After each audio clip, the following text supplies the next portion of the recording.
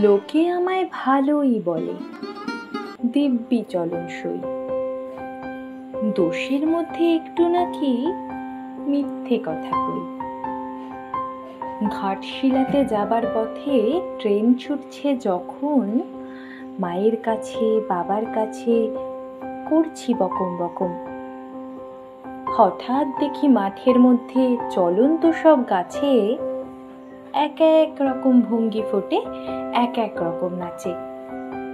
ওমা দেখো নৃত্যনাট্য।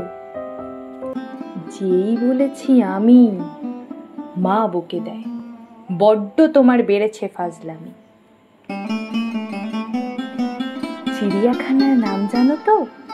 আমার সেজ মেশর আদর করে দেখিয়েছিলেন পশুরাজের কিশোর। কদিন পরে চুন খসানো দেওয়াল জুড়ে একই ঠিক অবিকল সেই রকমই মূর্তি যেন দেখি। ক্লাসের মধ্যে যেই বলেছি সুরঞ্জনার কাছে, জানিস আমার ঘরের মধ্যে সিংহ বাঁধা আছে। শুনতে পেয়ে দিদিমণি অমনি বলেন, শোনো, এসব কথা আবার যেন না শুনি কখনো। বলি না তাই সেসব কথা, সামলে থাকি খুব।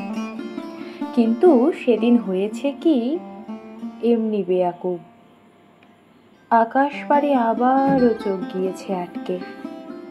শরৎ মেঘে দেখতে পেলাম রবীন্দ্রনাথকে।